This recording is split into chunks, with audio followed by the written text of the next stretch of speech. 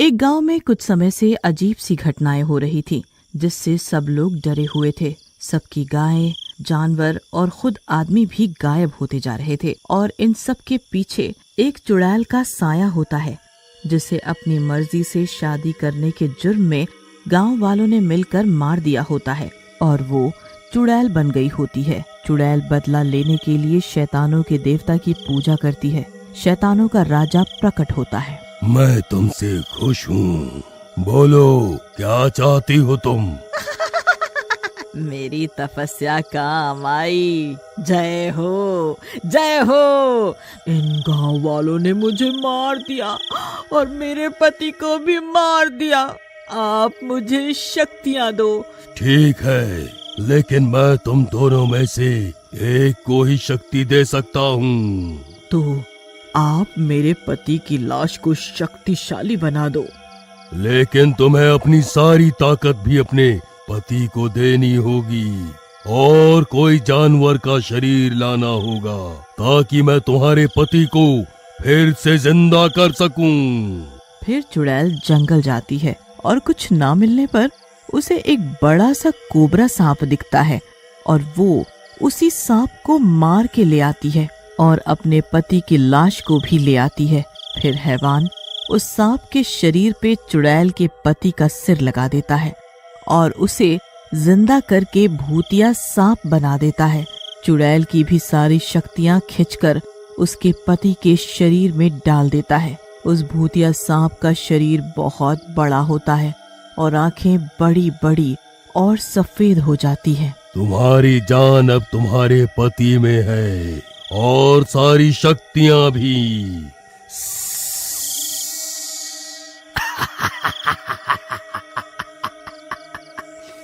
प्रीतम, मैं इन गांव वालों को नहीं छोड़ूंगा। फिर वो भूतिया सांप जंगल में नदी के किनारे बैठ जाता है और चुड़ैल उसके शरीर को पेड़ और घास फूस से ढक देती है और सांप बड़ा सा मुंह खोलकर बैठ जाता है, जिससे कि देखने वाले को वो एक गुफा लगे। फिर चुड़ैल वहां से चली जाती है और छुप जाती है। गांव में जानवरों और लोगों के गायब होने का सिलसिला शुरू हो जाता है। अरे मीरा, सोनू को स्कूल अकेले मत भेजना।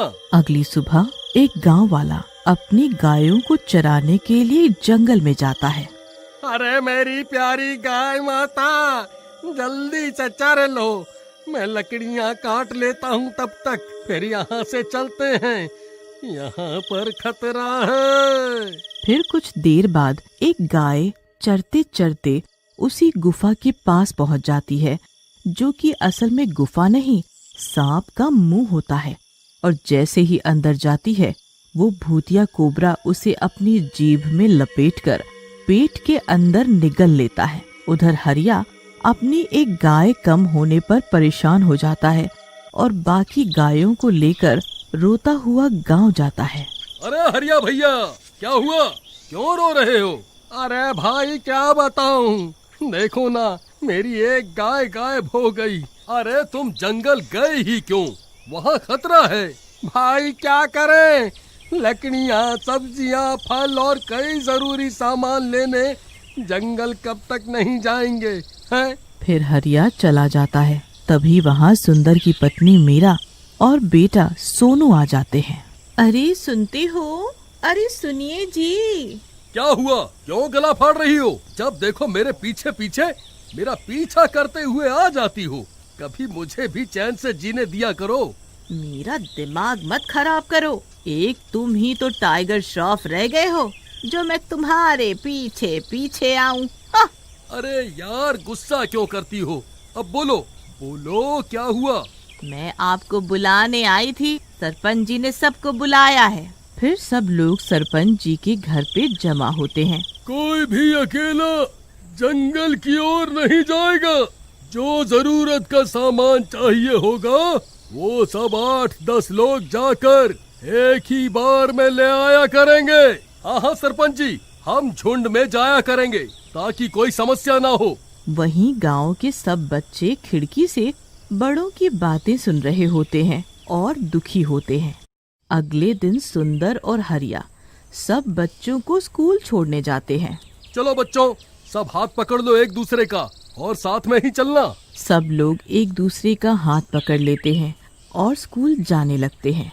जंगल के रास्ते से होते हुए जा ही रहे होते हैं कि सोनू की नजर उस गुफा पर पड़ती है।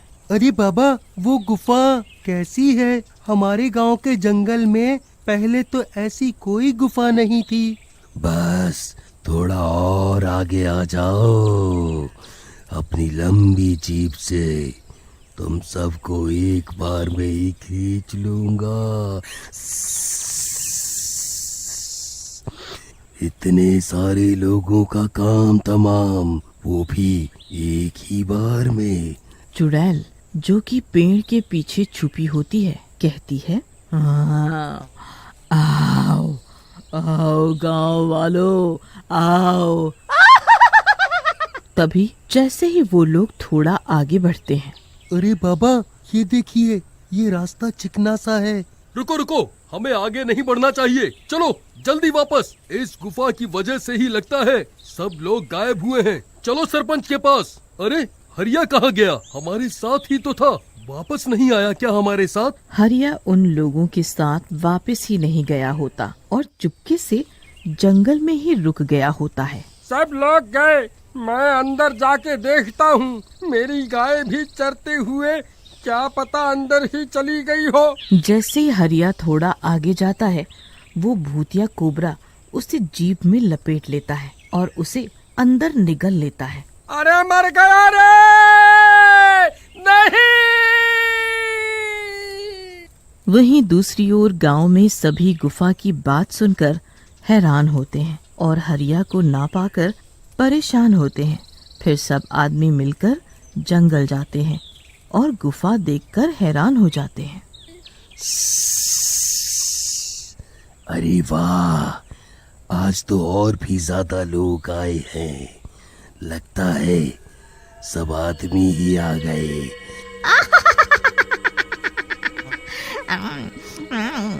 मजा आ गया, आज तो एक ही बार में काफी मर जाएंगे। देखिए सरपंच जी, यही है वो गुफा। हम अकेले बच्चों के साथ थे, इसलिए अंदर नहीं गए। अरे बाप रे, चलो अंदर चलें। क्या पता हमारे लोग जो गायब हुए हैं वो अंदर हों। फिर जैसे ही सब लोग आगे बढ़ते हैं और सांप की जीप पर चढ़ते हैं, वो सांप उन सब को लपेटकर अंदर निगल जाता है। तभी आदमियों का पीछा करते हुए गांव की औरतें और बच्चे भी आ जाते हैं। उन्हें देखकर चुड़ैल छिप जाती है ताकि किसी को शक ना हो और वो भी भूतिया सांप के मुंह में चले जाएं। माँ, यही वो गुफा है, चलो अंदर चलें, बाबा को बचाना है। नहीं बेटा, तुम सब बच्चे यहीं रुको, हम औरतें जाती हैं। नहीं माँ, मैं भी जाऊंगा, हम बच्चों के पास एक तरकीब भी है। फिर वो सब औरतें और बच्चे उस गुफा में जाने लगते हैं। तभी भूतिया सांप उन्हें जीभ में लपेटकर अंदर निगल जाता है। अरे मर गई रे, अरे मर गई रे, मर गई, ये क्या हो रहा है? मैं तो फिसलती ही जा रही हूँ। माँ! फिर वो सब कोबरा के पेट में चले जाते हैं। वहाँ उन्हें अपने पति मिलते हैं। अरे मीरा, तुम यहाँ क्यों आई? ये कोई गुफा नहीं बल्कि किसी भूतिया और मायावी सांप का शरीर लगता है। वहाँ कई जानवरों और इंसानों की लाशें तैर रही होती हैं, जो कि भूतिया सांप ने पहले खाई होती है। तो ये बात थी, ये सब हमारे गांव वालों के ही शरीर हैं। हाँ बेटी, और हम भी कुछ देर तक इसके पेट में रहे तो हमरा भी यही हाल होगा।